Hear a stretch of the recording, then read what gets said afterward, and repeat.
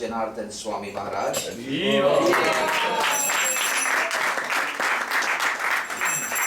Maharaj is a disciple of Gopal Krishna Goswami Maharaj, and in 2014 he was awarded sannyas initiation by His Holiness Gopal Krishna Goswami Maharaj.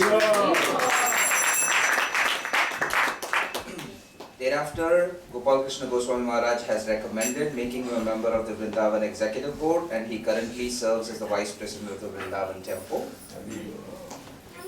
His spiritual journey started in Toronto, Canada, where he spent 13 years and was the temple president for 1.5 years till 1997. Thereafter, he moved to India and has been there ever since. Maharaj just told me actually that he travels 5 months in a year, and that includes, of course, we see him every year here, but he also goes to Russia with Maharaj, Guru Maharaj, to the United States and Canada. Then he also goes to South Africa, Mauritius, Kenya, and has major preaching in Philippines for several months. He also told me that he visits UAE, which is amazing. We are very fortunate to have his darshan for the last many years during this time, year after year. Thank you very much, Maharaj, for gracing this program with your presence. Please welcome Janardana Maharaj.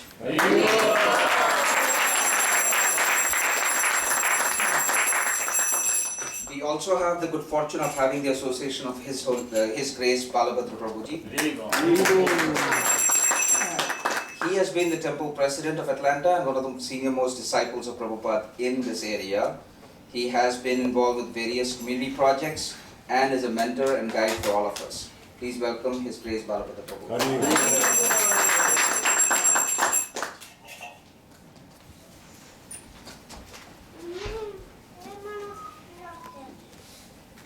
For like about 4 or 5 days, and prior to that we were in Moscow for 5 days, and then before Moscow, India. Our trip is just started, and our Guru Maharaj is supposed to arrive this evening around 9 o'clock. Hopefully it will be at the Mandir, 9 o'clock. We'll be here till Tuesday morning, where we will go to SFO, San Francisco. Then Sacramento, then Boise, Seattle, Vancouver, Edmonton, Calgary, Montreal, Toronto, Detroit, then Washington again, New Jersey.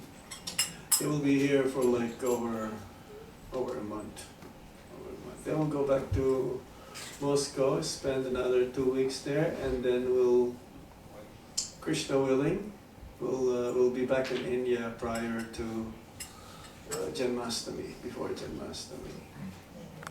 So this is like one of our most hectic traveling schedule that yearly it's occurring, and always looking forward to see the devotees, especially here in Atlanta. There are a few places in United States where the Krishna consciousness is spreading far and wide, and Atlanta is one of them. A lot of new devotees, so to speak. Detroit is also one of them. We spend a lot of time in Detroit. And in some places,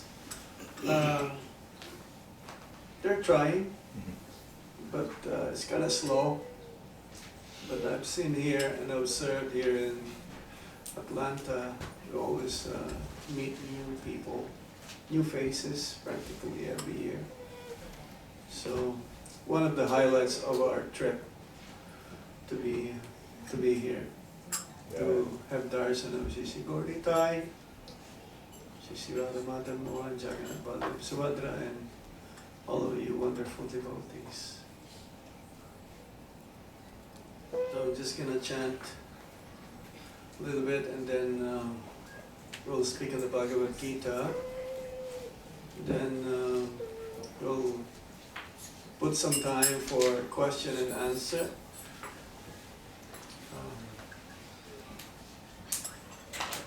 Expecting that hopefully you'll have some questions. Sign of intelligence means inquiring. I've heard there's a lot of intelligent people here in Atlanta.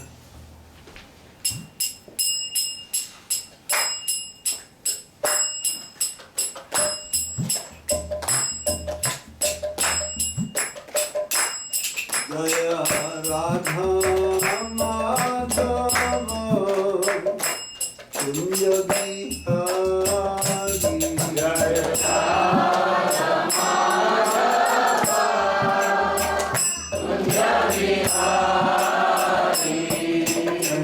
Radha Madhava Kunja Bihari. Jaya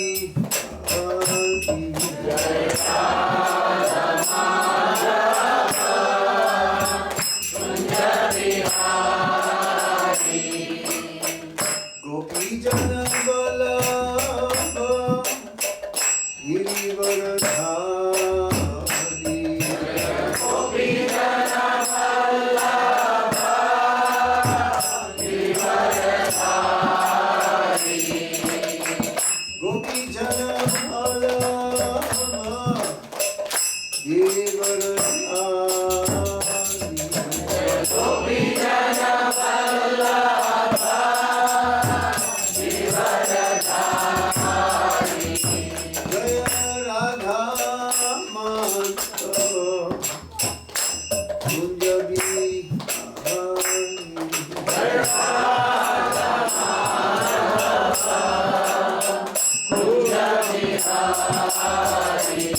Jaya Radha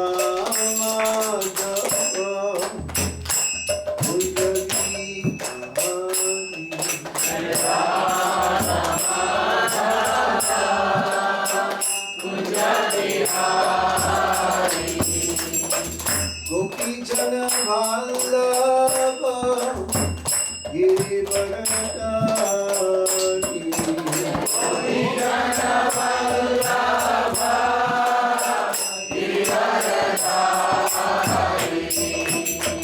Gopi Jana Vallabha Girivaradari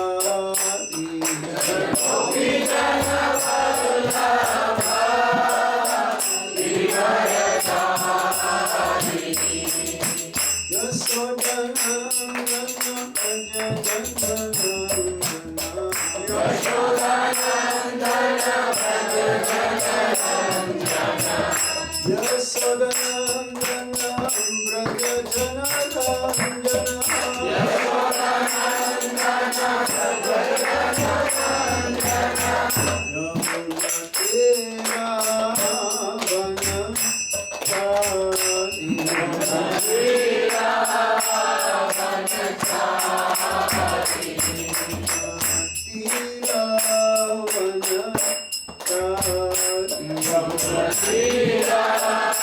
Girivaradari Gopi Jana Vallabha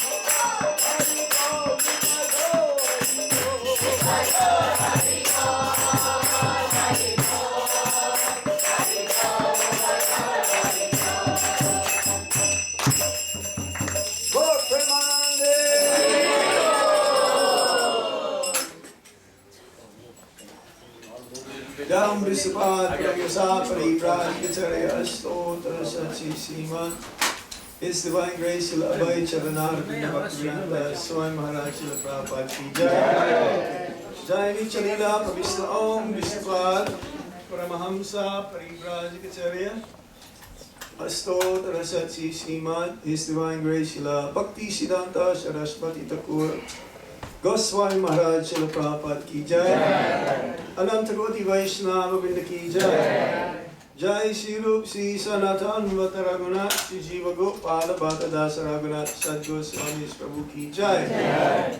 Namacharya Srila Haridas Thakur ki Jai. Premisika Ho Sri Krishna Chaitanya Prabhu Nityananda Sri Advaita Gadadhar Shivasati Gaur Uttamini ki Jai. Sri Radha Krishna Gopa Gopinath Shama Kundara Kundagiri Govardhan ki Jai. Shri Brajabhumi Vrindavan Dham ki Jai. Mathura Dham ki Jai. Shri Navadvip Madhpur Dham ki Jai. Gangamai ki Jai. Gangamai की जय, तुलसी देवी की जय, देवी की जय, श्री हरिनाम संकीर्तन की जय, संकीर्तन यज्ञ की जय, Srila Prabhupada Transcendental Books Distribution की जय, समवेद भक्तवृंद की जय, निताय गौर प्रेमानंदे। All glories to the assembled devotees. All glories to the assembled devotees. All glories to the assembled devotees. All glories to Sri Guru and Sri Gauranga.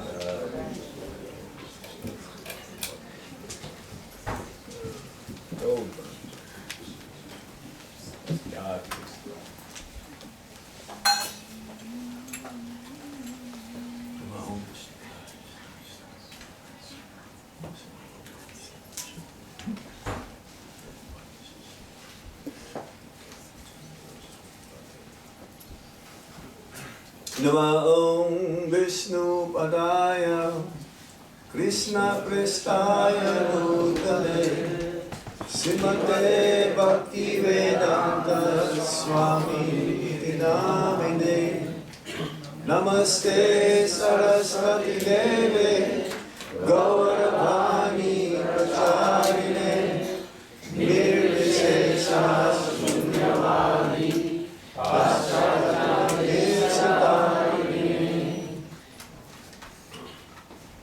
First of all, I would like to ask if there's anyone here who's for first time coming to such kind of a meeting. Raise your hand. So everyone is like been to a Hare Krishna congregational meeting or program. So I presume all of you are knowing why we are here this evening. Om Namo Bhagavate Vasudevaya. Om Namo Bhagavate Vasudevaya. Om Namo Bhagavate Vasudevaya. Om Namo Bhagavate Vasudevaya. Om Namo Bhagavate Vasudevaya. Om Namo Bhagavate Vasudevaya.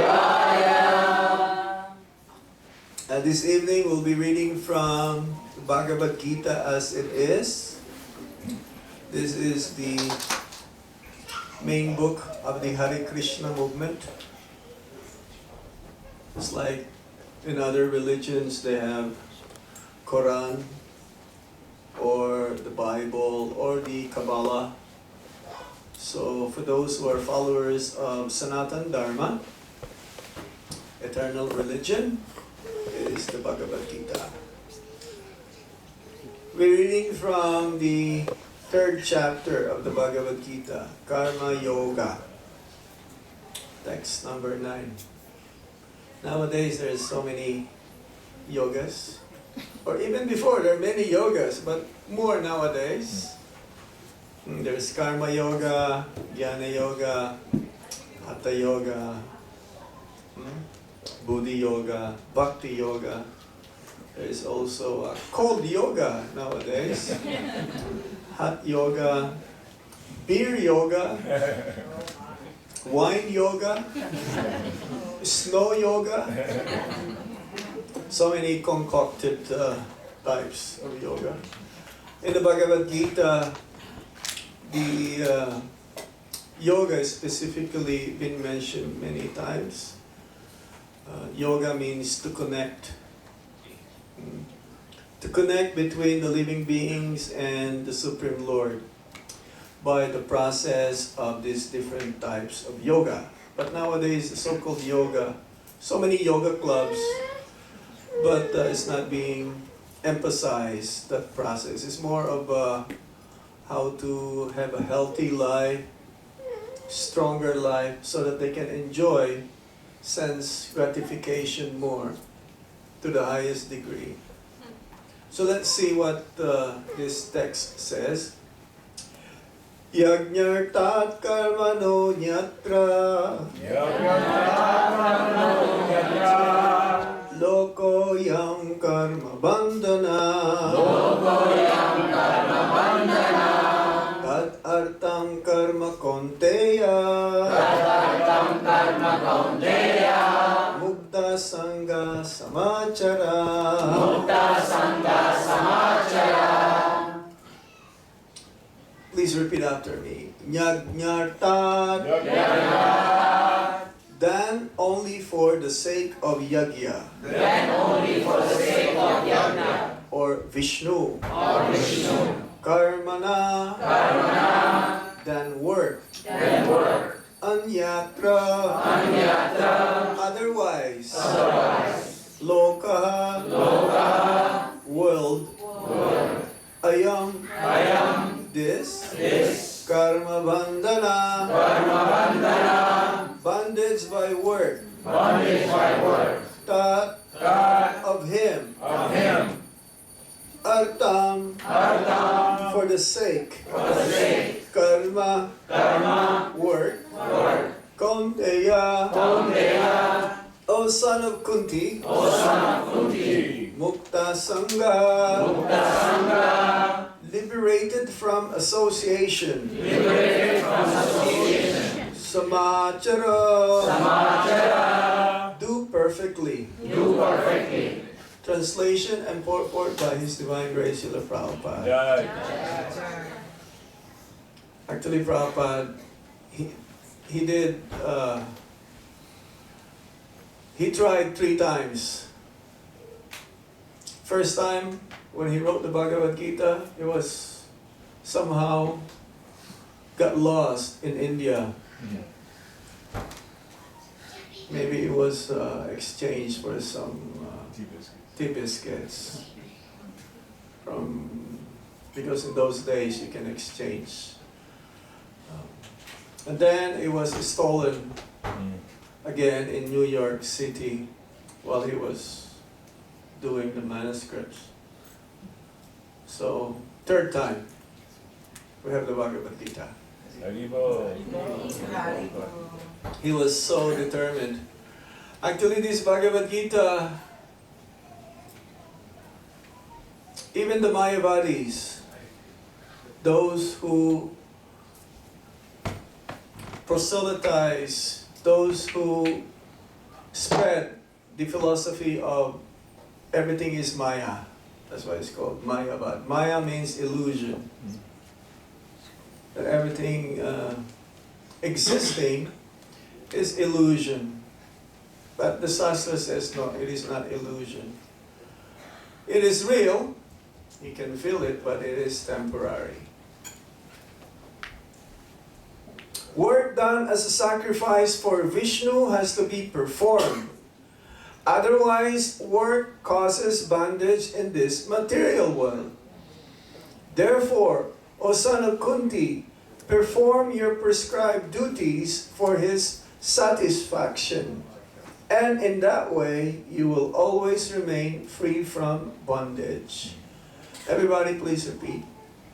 Work done as a sacrifice, for Vishnu, has to be performed. Otherwise, work causes bondage, in this material world. Therefore, O son of Kunti, perform your prescribed duties, for his satisfaction. And in that way, you will always remain free from bondage. Purport. Prabhupada will give purport or his explanation based from the previous Acharya's explanation of the same verse, and he will also include his realization based from the things that he sees or he observes in the material world. He will connect everything for our understanding. So this is his explanation. Since one has to work even for the simple maintenance of the body, the prescribed duties for a particular social position and quality are so made that that purpose can be fulfilled. Yajna means Lord Vishnu, or sacrificial performances. All sacrificial performances also are meant for the satisfaction of Lord Vishnu. The Vedas enjoin Yajna Vai Vishnu. In other words, the same purpose is served whether one performs prescribed yajnas or directly serves Lord Vishnu. Krishna consciousness is therefore performance of yajna as it is described in this verse. I'll repeat that one. Krishna consciousness is therefore performance of yajna as it is prescribed in this verse. The Varnashram institution also aims at satisfying Lord Vishnu. Varnashram charabhata Purushena para puman Vishnur aradhyate. From the Vishnu Purana, Canto 3, Chapter 8, Text 8. Therefore, one has to work for the satisfaction of Vishnu. Any other work done in this material world will be a cause of bondage, for both good and evil work have their reactions. And any reaction binds the performer. Therefore, one has to work in Krishna consciousness to satisfy Krishna or Vishnu. And while performing such activities, one is in a liberated stage. This is the great art of doing work. And in the beginning, this process requires very expert guidance. One should therefore act very diligently under the expert guidance of a devotee of Lord Krishna or under the direct instruction of Lord Krishna himself, under whom Arjuna had the opportunity to work. Nothing should be performed for sense gratification, but everything should be done for the satisfaction of Krishna. This practice will not only save one from the reaction of work, but also gradually elevate one to transcendental loving service of the Lord, which alone can raise one to the kingdom of God. Thus end the ninth sloka, purport, Bhaktivedanta purport, third chapter of the Bhagavad Gita, Karma Yoga. Amagyanantimirandasya Gyananjanashalakaya Chakshurudilabhamena Tasmai Shri Gurave Namaha.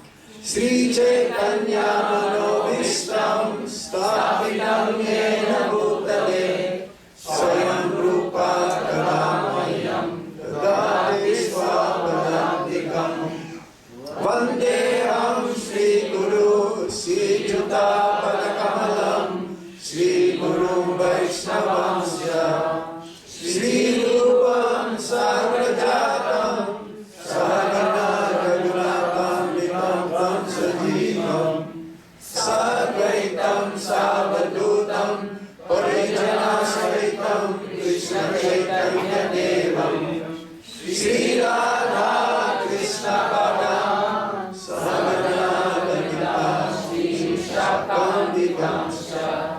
He Krishna Karuna Sindhu Dinabandhu Jagatpate Gopesha Gopika Kanta Radha Kanta Namostute Tapta Kanchana Gaurangi Radhe Vrindavaneshwari Vrishabha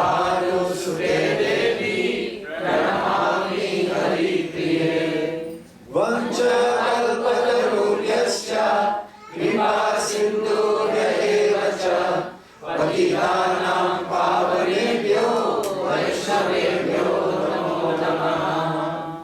जय श्री कृष्ण चैतन्य प्रभु नित्यानंद श्री अद्वैत गदाधर शिवासादि गौर भक्तवृंद।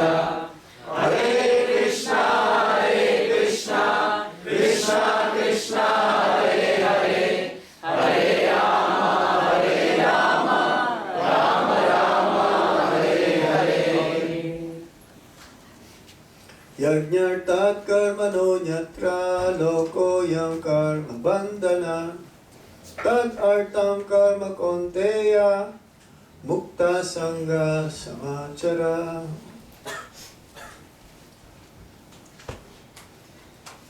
So everybody has to work, except if you are a lazy person, you don't work.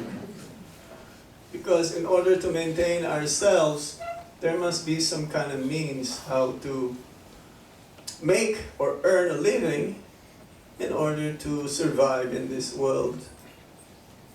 Ultimately, everyone looking for a good job, high-paying job.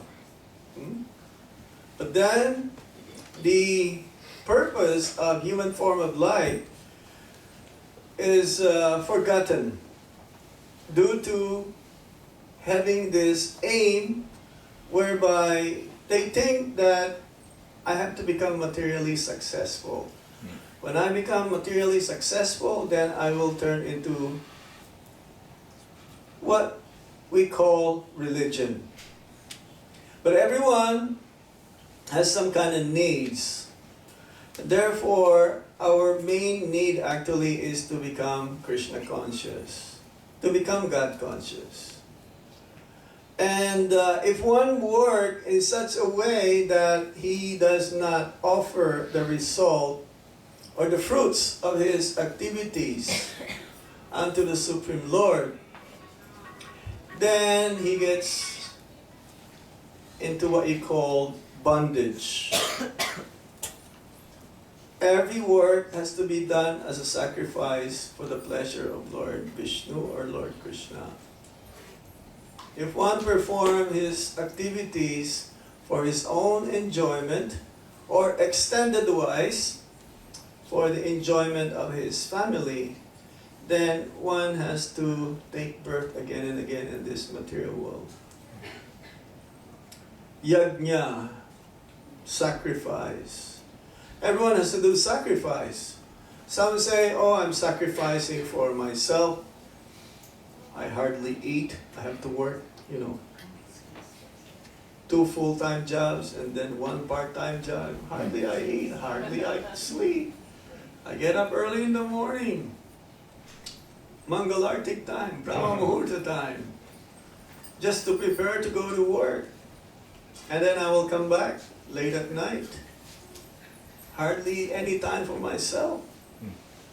I'm doing sacrifice. Not just for myself, I'm doing sacrifice for my wife, for my husband, for my children, for my grandchildren. I'm doing this sacrifice. What's wrong with it? And that's normal, but there is a higher. See, that's what you call truth. You have to do it, but then there's a higher truth whereby you do everything for the pleasure of the Supreme Lord. Otherwise, the work will be the cause of our bondage in this material world. We have to come back again and reap the actions that we perform. This is what you call karma. There is karma, means activities. In the Vedas, there are 3 sections: Karma Kanda, Jnana Kanda, and Upasana Kanda. In the Karma Kanda section of the Vedas, for those who wish to fulfill their material desires, there are certain ways how you can do it according to the regulative principles of the scriptures. Hmm? You cannot just whimsically do anything and everything thinking that there is no reaction for what you are going to perform or what you did. There is what you call vikarma. Vikarma means activities which is contrary to the law of God. That means if you break the law of God, then that is the sins we call sins. And there is a reaction. You have to suffer for that. And then there's what you call akarma. Akarma means neither there is a result, neither you suffer, neither you enjoy. And that is when you perform bhakti yoga, only for the pleasure of Guru and Krishna. Directly we cannot please the Supreme Lord, but we please the Supreme Lord, or we try to please the Supreme Lord through His representative, a bona fide representative, the spiritual master. This is how we can show our love towards the Supreme Lord. And so we have to know what to do and what not to do. Again, we cannot whimsically say, I am completely independent. I can do anything and everything I want in this life. No one can tell me what to do. Most of the materialists are like that. Who are you? Who are you to tell me what I'm supposed to do? I know better than you. I have more experience than you. I spend more years. I'm more elder than you. Now, materially, maybe you're older, but in spiritual life, that doesn't count. There are trees with like thousands of years old. It doesn't work like that. So, if we don't know what to do and how to utilize whatever we're doing in this life, then we have to take guidance from Guru, Sadhu, and Shastra. These are like three parallel lines, like, in the railway track. There's two parallel lines. And the train passes through that. It cannot be like even less than 1 degree or greater than 1 degree different than the other one. Otherwise, there'll be a collision. So similarly, in spiritual life, a civilized person, human platform, he takes guidance from a bona fide spiritual master, saintly persons, and also the sastras. So here, Lord Krishna was telling Arjuna that yes, you cannot just, because he wished that Arjuna will be able to be convinced immediately. So that's why the whole Bhagavad Gita was spoken. We have to put ourselves in the shoes of Arjuna. Arjuna was being convinced by Lord Krishna to fight. And not just to fight, like being as a Kshatriya. To fight even against his kinsmen, his great grandfather, his relatives, his cousins. So the society is divided into these different divisions. Brahmana, these are the intellectuals, priestly class. The Kshatriyas, these are the administrators. The Vaishyas, the mercantile class, businessmen. Mainly the farmers, mercantile. And the Sudras. Sudras means the workers. In Kali Yuga, specifically it says in the Shastras, Kalo Sudra Sambhava. Everyone is a Sudra. However, in India they have this caste system whereby they argue that my father is a Brahmana, therefore I'm also a Brahmana, even though they're not qualified. And they try to do the work of a Brahmana, therefore there is a chaotic situation whereby the society becomes disturbed.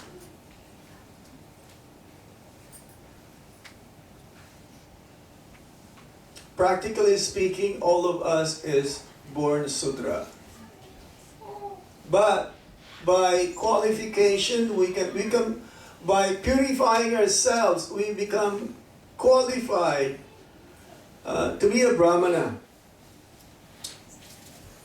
By the process of this yagya, working for the satisfaction of Lord Vishnu, or working for the satisfaction of Lord Krishna. So we cannot expect that the society will become prosperous or become peaceful. We elect a Sudra as being the one who leads the whole country. It's like blind leading the blind. How can we expect that everything will be smooth? It is not possible. So everyone has to work. But then, if we don't know where to situate ourselves, this is where the spiritual master or the guru comes in. Is able to engage us. In the Vedic times, everyone goes to the Gurukul. Either you're son of a king or you're son of a pauper. Everyone goes. And in the Gurukul at the age of 5, starting the age of 5, everyone is being trained till the age of 25.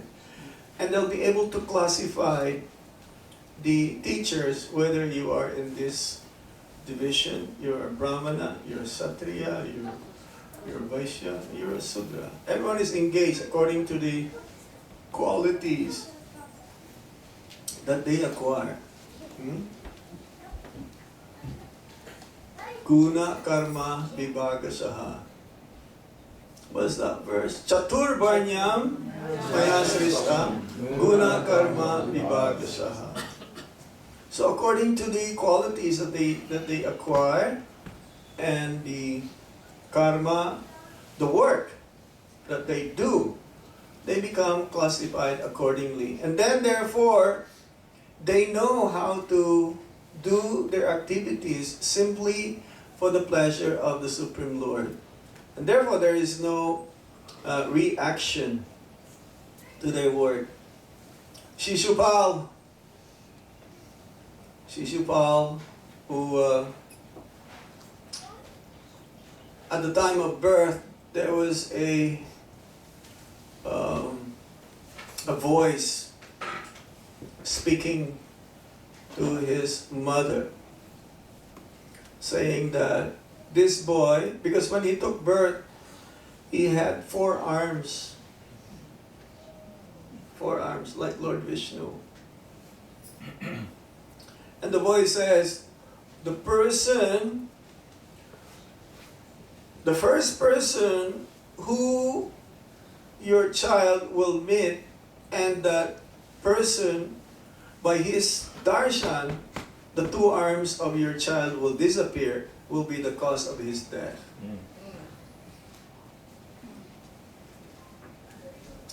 So, Lord Krishna came. And when Lord Krishna gave his darshan to the child, Shishupal, 2-arm form disappeared. And then the child started crying. The mother knew exactly that Krishna will be the cause of the death of his son or her son. So he promised that nothing will happen. Only when it reached to the 100 insults that he will die.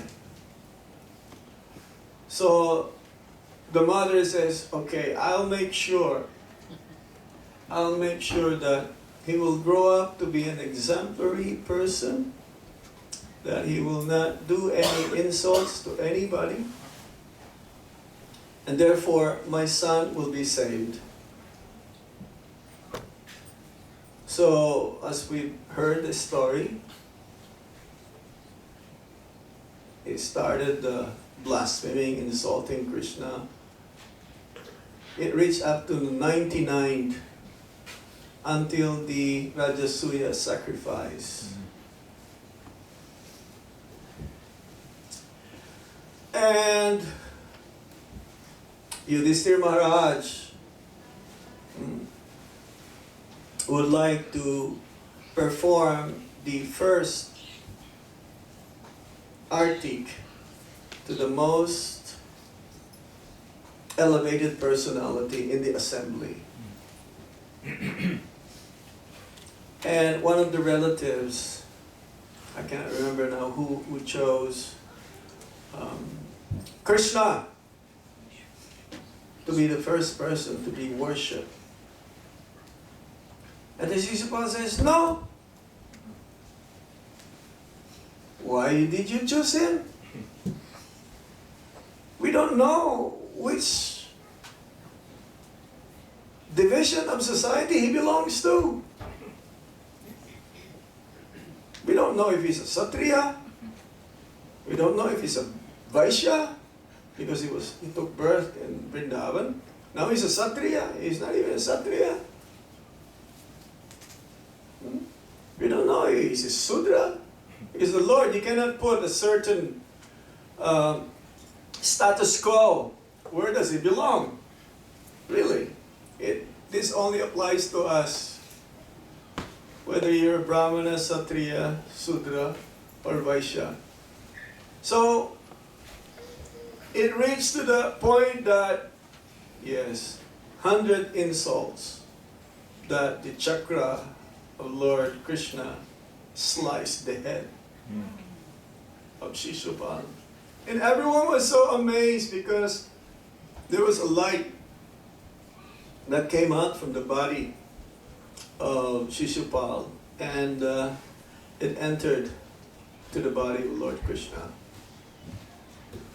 So, it's amazing how this person who is, throughout his life, he was insulting, blaspheming the Supreme Lord, and attained this one type of liberation. Actually, it is not Sayuja.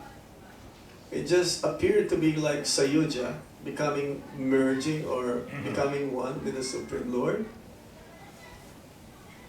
Actually, he attained spiritual world, one of the planets in Vaikuntha. No, we cannot do like that. We cannot kind of imitate the position of Shishupal. Become enmity.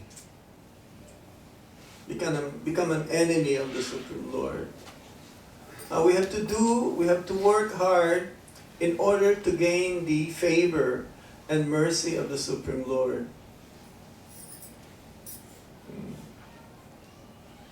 So this karma, we have to understand what is karma in order to become free from karma. No one is exempted in this material world from karma. If one performs his activities which is against the principles of dharma or religion, guaranteed that he will get the result. Either he enjoys or suffers the result from his previous activities. We cannot be like Shishupal.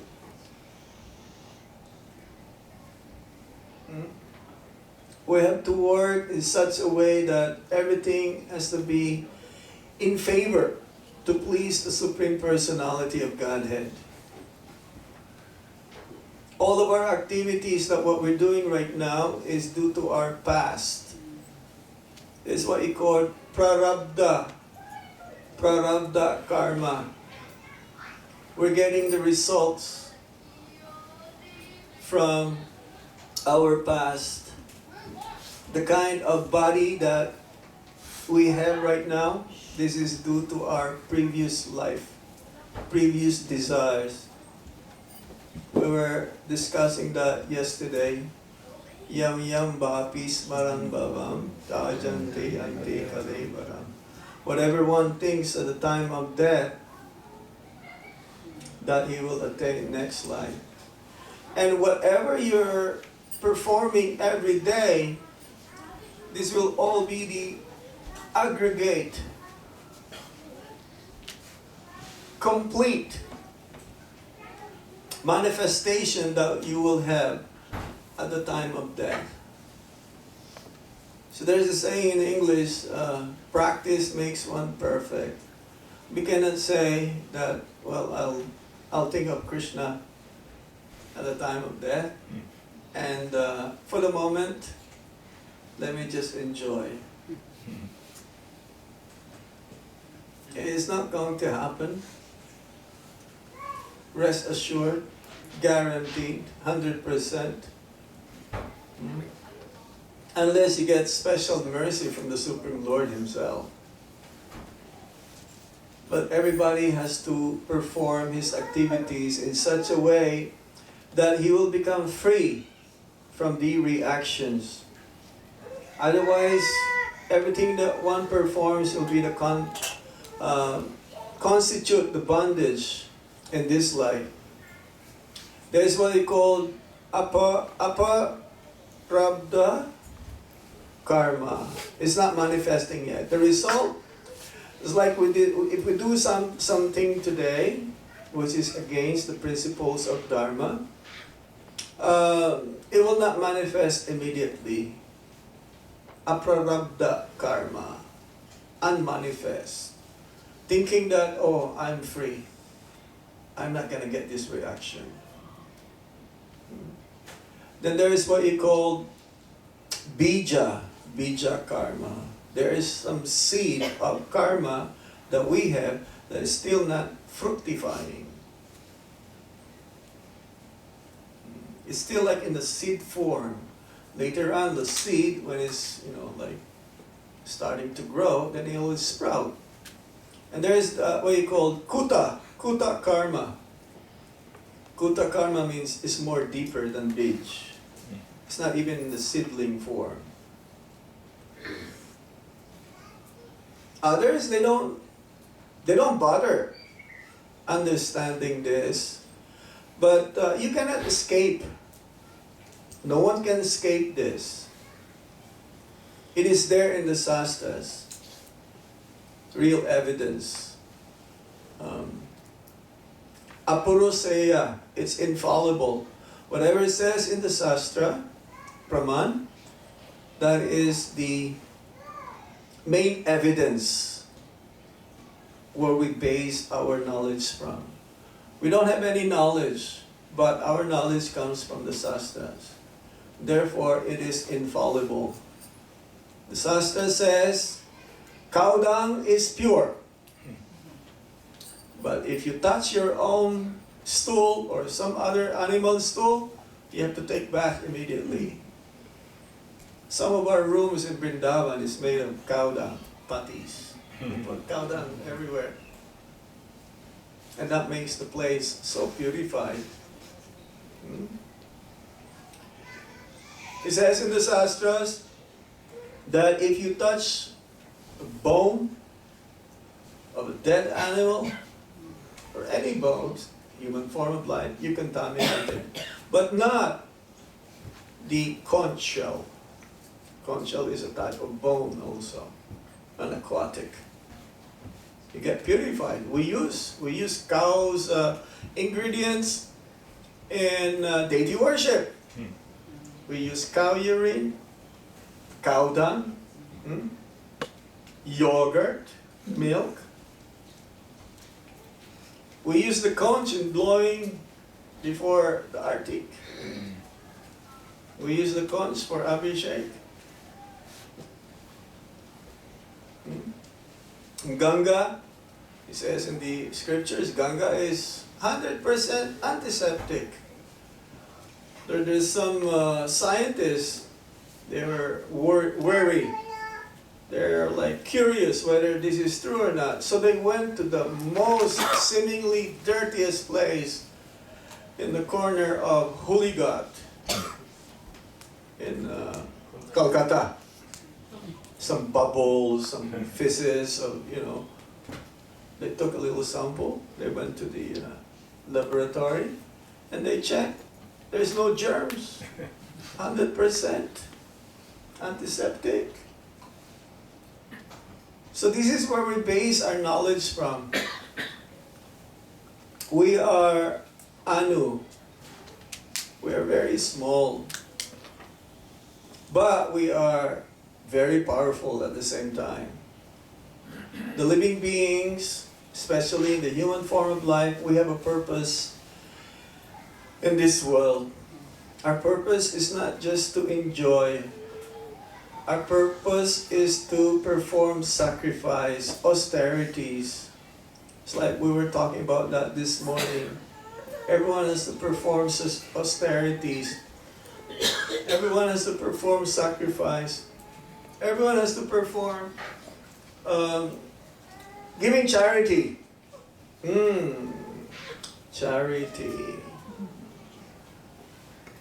If you don't give charity in the right place, the right person, for the right cause, that will still be your cause of bondage. People, they think that they are very philanthropic. They want to save animals, but they're not vegetarians. They want to feed the poor, build hospitals, give shelter to the homeless. They want to be famous for doing this. Devotees also has to perform charity. In order for you not to be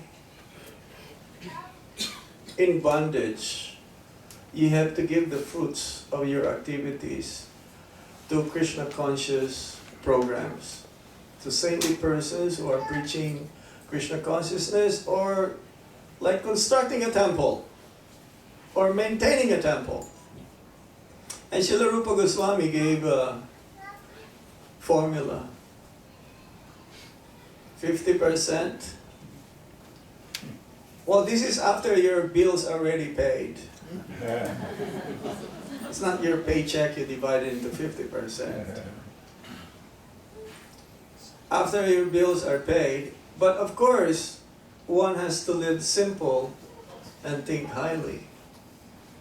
One should not be so living extravagantly, and then after all the bills are paid, you only have $100 left. But even if you have $100 left, it's still your duty to give the $50 to Krishna. 25 for yourself, just in case of emergency, and 25% for your family. This is the mathematics formula. In order for you not to be in bondage. And how many are doing that? In some religions, they give 10% of their whatever, after their expenses are paid.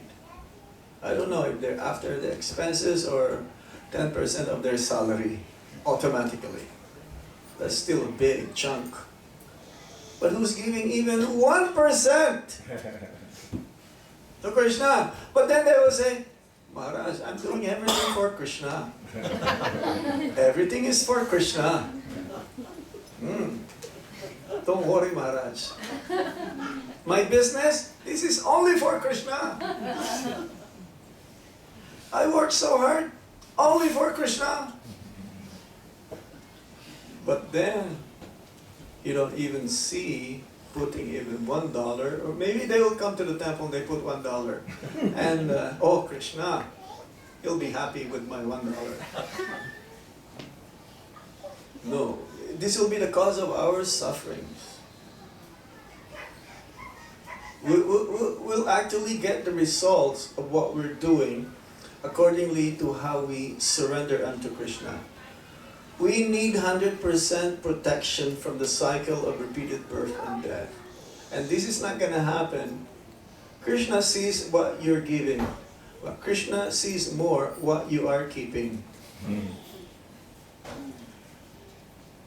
We cannot hide anything. Truth will come. But then, one may say, oh, you only have one lifetime. When you die, who cares? Some say like that. Only a human form of life has a soul, and when you die, I don't know, I don't care where I'm gonna go. But then, at the time of death, that will be the test. No one wants to die. No one wants to face death. As much as possible, they want to live forever, like Hiranyakashipu, who is the king of demons. If he is afraid of death, who are we not to be afraid of death?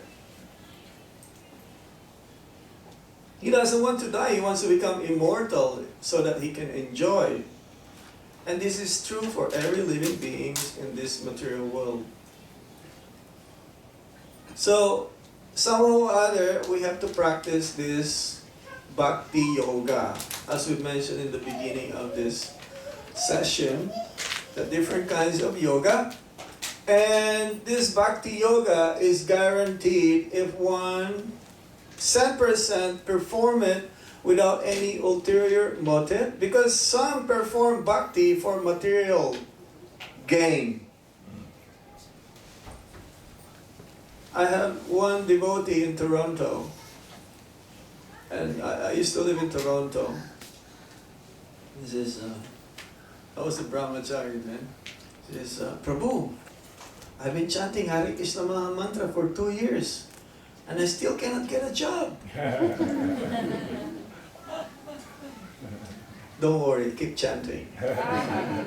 Ultimately, whatever is our purpose, Sarva Kama, Akama Sarva Kama Ba Mukta, Moksha Kama Udaradi, Tibrena Bhakti Yogena, Yajeta Purusam Param.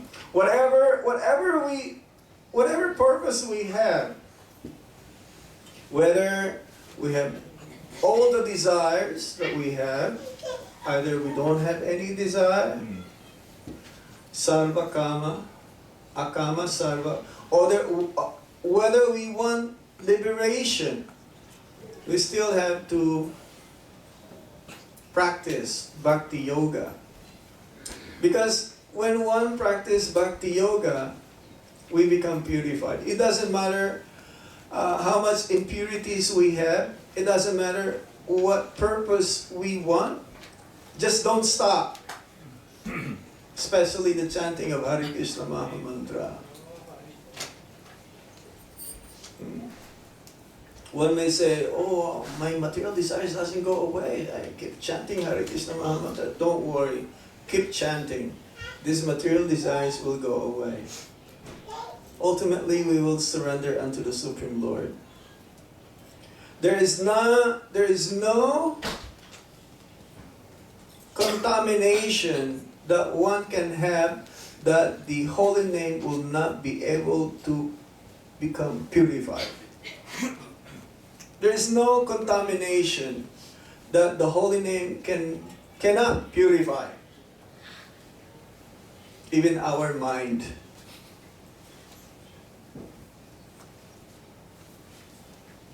We just have to keep going, continue on.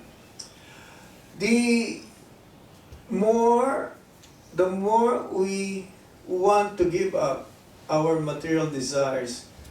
You see, there are two things. You chant because you want your material desires to be fulfilled. Then eventually you will say, well, after my material desires is fulfilled, that's it. No more material desires. Only Krishna. Keep chanting. But the problem here is the more also you want to fulfill your material desires, reciprocally it also increases, because Krishna sometimes fulfill your material desires and sometimes he doesn't fulfill your material desires. It depends on one's level of Krishna consciousness. So Bhaktivinoda Thakur says we should chant in such a way the holy name of the Lord that we are actually willing to give up the material desires. Then we'll make advancement. Otherwise, you chant Hare Krishna Maha Mantra, you don't want to give up your material desires, you want to keep up your material desires, you'll make advancement in many millions of lifetimes.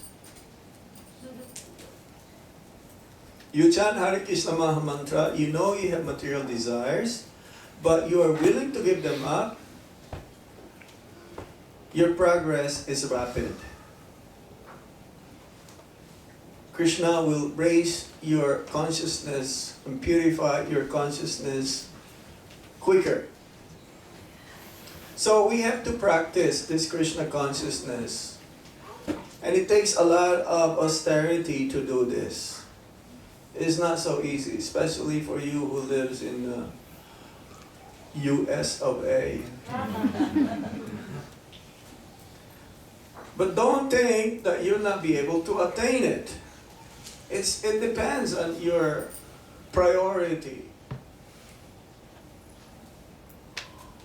What do you choose to be the top of your goal? Because here, material energy is very intoxicating.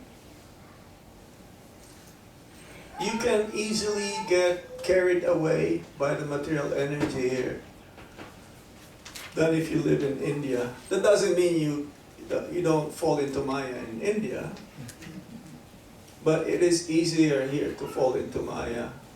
Having this argument, I'm a grihasta, I have a license for sense enjoyment,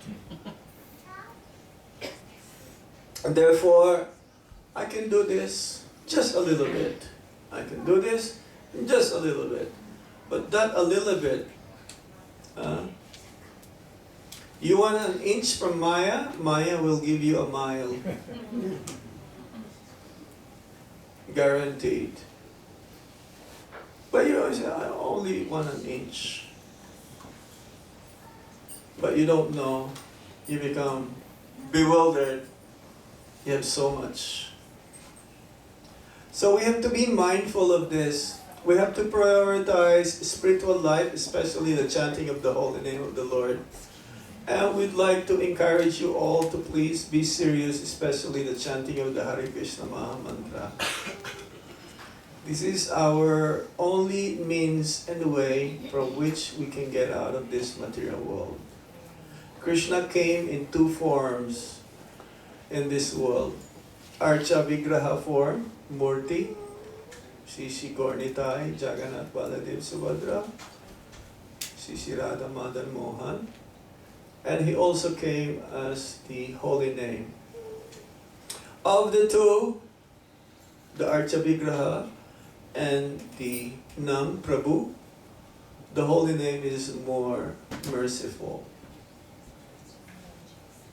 You don't need qualification. You don't need to be a Brahmana to chant the Hare Krishna Maha Mantra. In order to do artik, you have to be a Brahmana. In order to do puja, to go on the altar, you have to be a Brahmana. It doesn't matter what position in one's life is. Educated, non-educated, poor or rich, man or woman, old or young. Everyone is eligible to chant the holy name and receive the mercy to go back home, back to Godhead. So it is easy also to do this bhakti yoga, because this is our birthright to attain love of God, but we have to pay the price. And the price that one needs to pay is lobha, greediness. So like the materialists are greedy for money, you should be greedy for Krishna's mercy. There is no other way. Fortunately, we have Srila Prabhupada's books to guide us. He's still present in his books, in his instructions, in his teachings. For the next 10,000 years, this will be the law book for men. So we should take advantage now though. Try to absorb ourselves.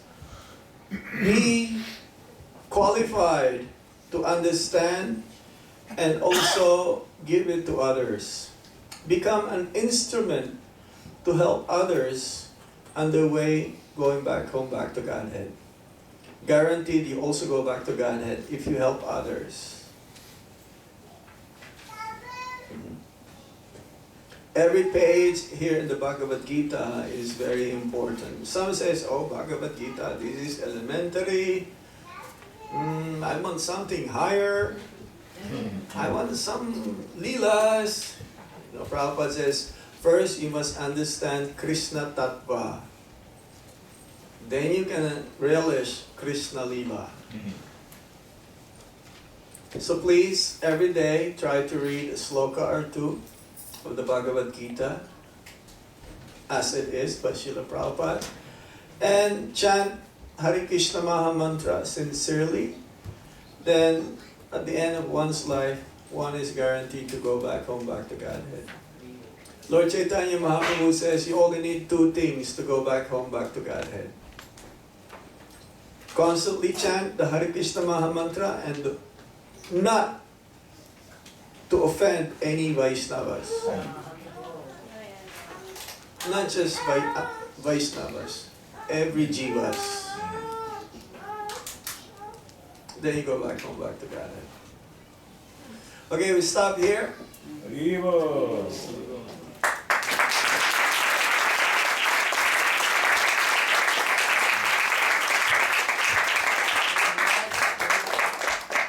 you have any questions?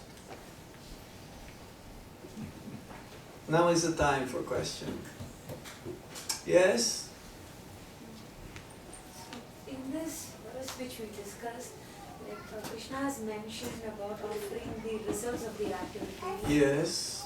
So one can realize the mercy of Krishna, and it is fair only when the activities are executed properly. So, but when we find the struggle in executing so that the activities are done properly, only then the results will come out well, such that we'll be happy for the mercy. We can offer the results to Krishna. So how do we get a strong determination or overcome that struggle? Whatever is happening to us, either it is favorable or unfavorable, is the mercy from Krishna. If it's unfavorable, it is for you to take shelter more of Lord Krishna. If it's favorable, then you make it more and more favorable. So nothing is happening here without the direction of the Supreme Lord. We have to understand our constitutional position that we're all Jivera Swarup Krishna Nityadas. We're all servants of Krishna. And Krishna is the Supreme Master, and I'm meant to serve Him.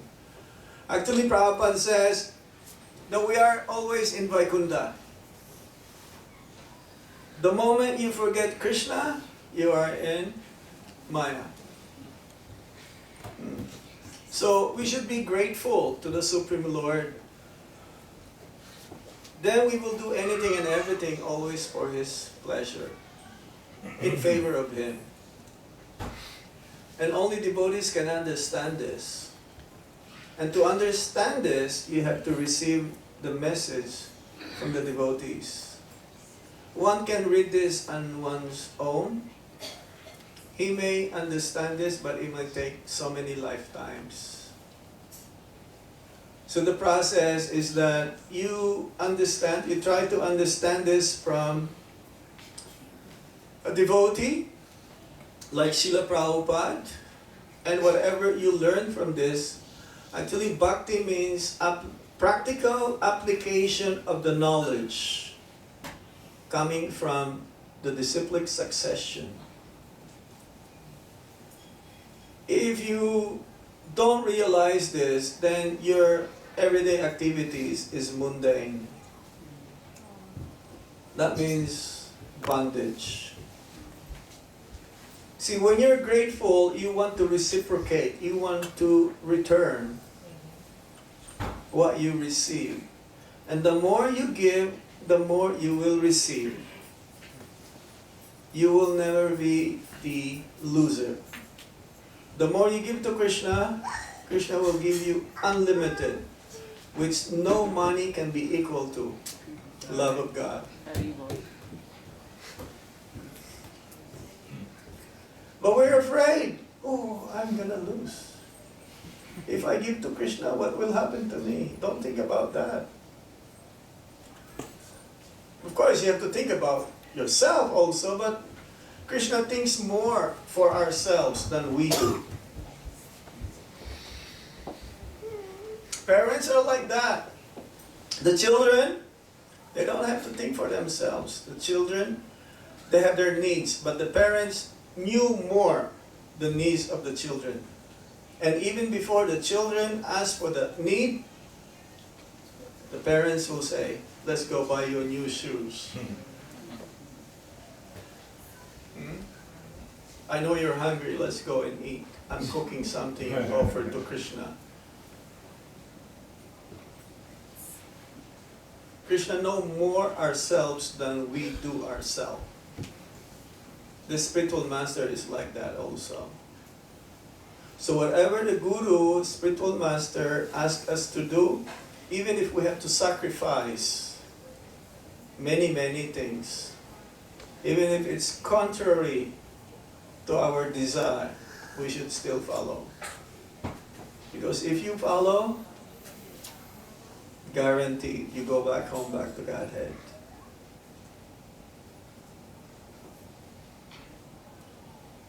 Fear is there. Fear of surrender. But we should not be.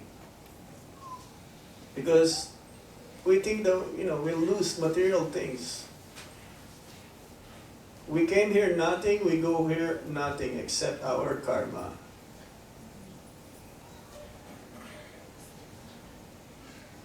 So, anything else? Yes, Prabhu? Maharaj, you said that the fear of death is there in everyone.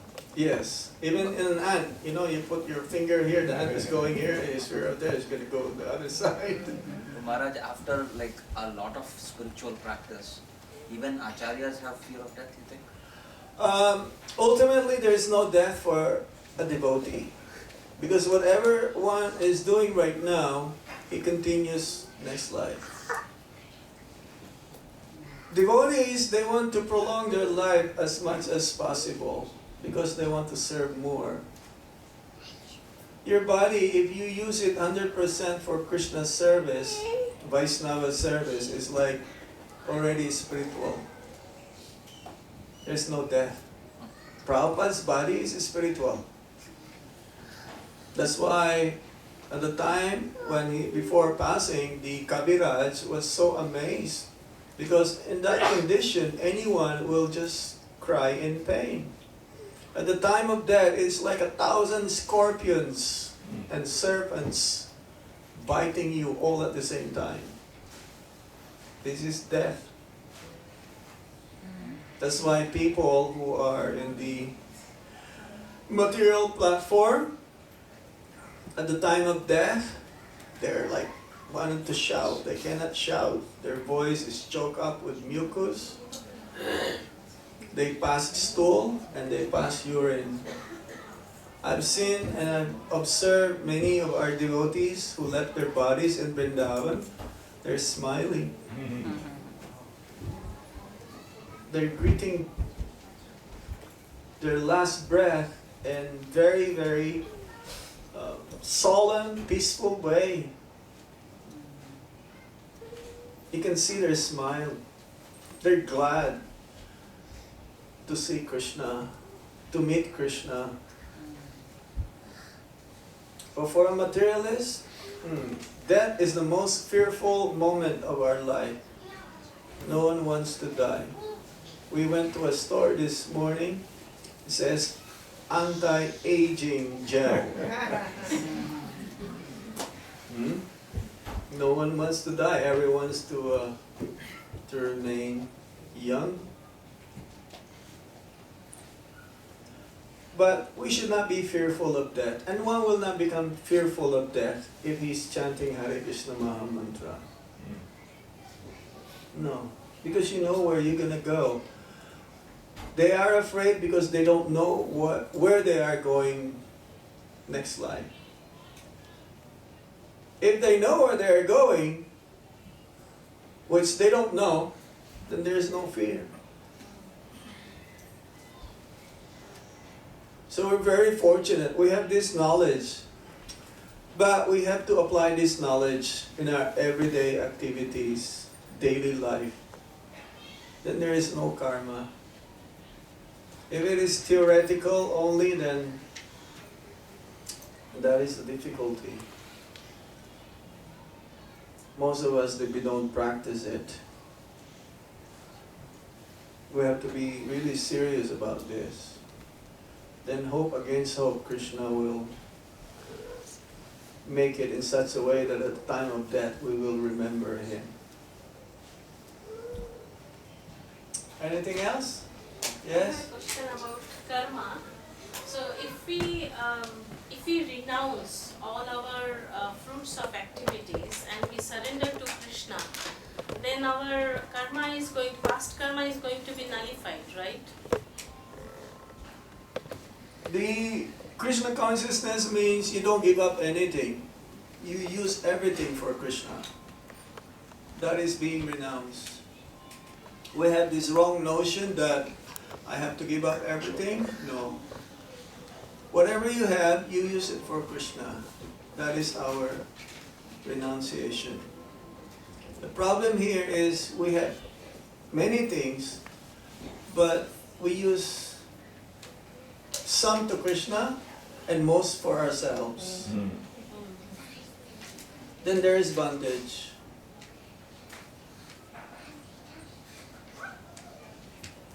You cannot give up anything. You have to use everything for Krishna. We have cars, we use it for Krishna service. We go to the mandir, we don't go, go here and there. We just go to work, come back to home, go to the mandir, go home, go to work. No? You have your house, have it like a place of meeting of devotees, sadhu sangha, like this. It's like a temple here. Make yourself, your home like a temple, Krishna as the center. It's not a place of sense enjoyment. So you don't give up anything. Use everything for Krishna. If we tell you right now, give up your house and go to Vrindavan and wear white sari, not fancy ones, I don't think you will do it. It'll be difficult for you, highly impossible for you to do that. But be where you are, stay where you are, but be Krishna conscious. Use everything for the pleasure of the Lord and His devotees. Then your life will become perfect. Your life will be auspicious. Then whatever we do, our karma will not. No, that is, karma. no more karma. Because you do everything for Krishna. There is no reaction now. Akarma. There is no enjoying or suffering of your activities. It will become Krishna karma. What about the past karma? Don't worry about the past. You worried about the future. But don't worry about the future. You worry about now. Actually, what is now is the future. Whatever you're doing every day, that is your future. There is no future. Your future is now. Of course, you can make plans, but everything depends on what you're doing right now. You are molding your next life based on what you are doing every day. Anything else? Yes, madam. Maharaj, thank you so much for the class. What you're speaking on the fear of death. Will you explain a little about people who commit suicide? What happens to them? Yeah, well. Well, you cannot take your life away yourself in your hands. Like, even in, if you wanted to commit suicide and the police came and you became unsuccessful, you know what they're gonna do to you? They put you to jail. Why? Because this is, you don't put your, there's a saying also, you don't put law in your hands, right? There's a police. Especially your life. You see, there's a certain limit that we live, breathing in and out of air. And because your life, your next life is not ready yet, and you want to mitigate your suffering, let me mitigate my suffering now. And so that no more suffering by committing suicide. You know what's going to happen to that person? He's going to be a ghost. That's why there are ghosts around. It's like in old houses. It's called haunted house. Because the person in that house committed suicide. And he doesn't want to live that house. He wants to protect that house. So everyone who wants to come in, go away, go away. So, no, you cannot commit suicide. But why are they not having, someone who commits it, why is the fear not so strong for them, the fear of death? Because why is they're not afraid of death? Because for them, higher than death is to become free from the sufferings and miseries that one is experiencing right now. He thinks that if I give up my life, no more sufferings, no more miseries. So let me just finish everything. I've seen some devotees, they commit suicides. In Vrindavan, in Mayapur.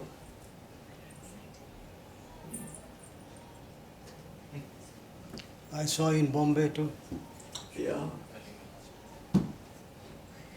At least a devotee, you'll be a good ghost.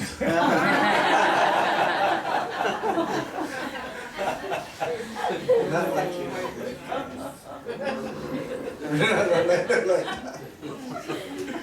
Not like that. So, yes, they're not afraid of death because for them more important is giving up these sufferings. We cannot give up miseries and sufferings in this world. That's part of life, being in the material world. The material world was created because we want to enjoy separate from Krishna. So Krishna is very compassionate, very kind. Okay, here's the material world for you. But you cannot be happy there, guaranteed. That's part of the package.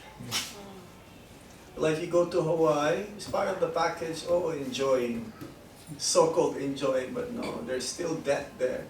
Death is everywhere. From the highest planetary system, Lord Brahma, down to the lowest, is a place of death, sufferings and miseries. So, Krishna doesn't want us to suffer. But this is part of the learning. The material world was created to be the learning ground for us to understand that I cannot be happy here. It doesn't matter how much I try, it's not possible. And therefore, I will go and try my very best to go back home, back to Godhead, based on the Sastra, Guru, and Sadhus.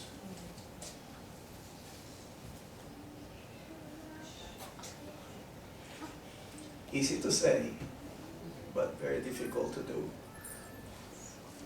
This is the things that we have to face. This process actually is, Prabhupada says, is only enjoying. But why are we not enjoying? Seem to be. Because we have so many attachments. Attachments to our body, attachment to our family, to friends and loved ones. Whatever is mine, whatever belongs to me, let me use it for Krishna's service. Whoever is related to me, let me try for them to be engaged in Krishna consciousness as much as possible. Set a good example yourself. You don't have. The most difficult people to preach is your family members. But how can you do this? You set a good example. Because they become familiar with you. Oh, he's my nanny, he's my auntie, he's my mama, he's my papa, he's my brother, he's my sister. So that relationship is there. If you have them to become Krishna conscious, have others to come and tell them about Krishna. Or set yourself a good example. Be a good example that you'll be able to inspire and enthuse them to become Krishna conscious. Silence speaks louder than words. So, like that. Mataji from Delhi had asked me to ask you a question. Mataji had asked a question. Mataji asked a question from? She had asked me to ask you. From Delhi? Yeah. We have a satellite here. She was saying that devotee Mataji in Mayapur was attacked or. Devotee Mataji was attacked in Mayapur. So he said, how is it possible? Why Not only in Mayapur, we had an incident in Vrindavan last Karti. Yes. She got attacked in Govardhan. Why Krishna did not protect her?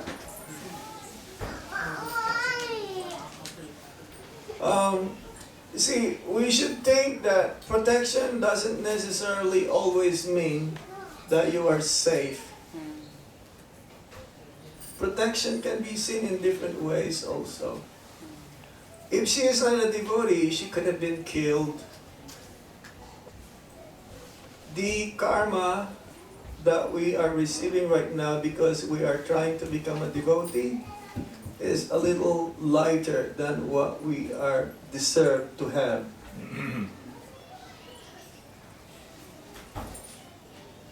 So it is not Krishna's fault because they say, I'm a devotee, how come I'm not protected? Again, it depends on our surrender. Yatamam prapajante tamasatay papajami aham. We are just trying to become a devotee. We're not even devotees yet. That will come when we chant Hare Krishna Mahamantra purely. When we become free from all the offenses. Right now we're still in the aparad stage. Namabas, you are liberated. Sudanam, you attain love of God. So, Prahlad Maharaj, you may say, why is he being punished? Thrown into the pit of snakes, put in the boiling oil, being crushed by big boulders. But in the end, he was protected. When at the right time comes or came, Lord Nisinghadev cannot stand it anymore, so he came. So you may ask the same questions. You tell her this. Why Prahlad Maharaj was punished. He was given a nice cake with poison. He was put into a pit of fire. He was thrown from a mountain. He was pierced by tridents and swords. No one scratch. If this happened to you, this will be the cause. If you are actually surrendered and wanted to become a devotee, this will be the cause for you to surrender more to Krishna.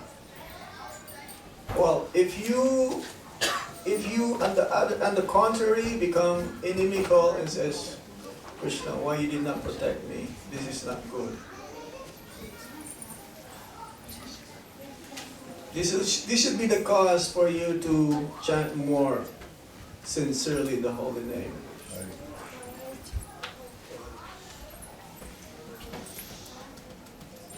Anything else?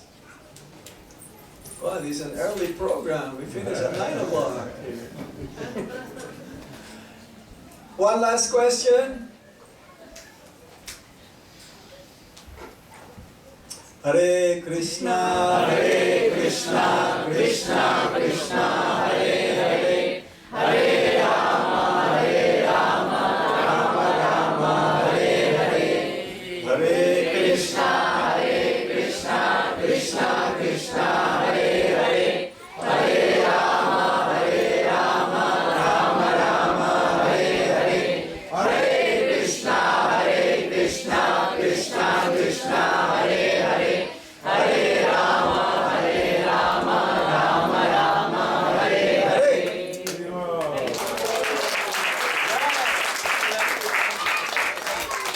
Srila Prabhupada ki Jai. Nitai Gaur Premanande.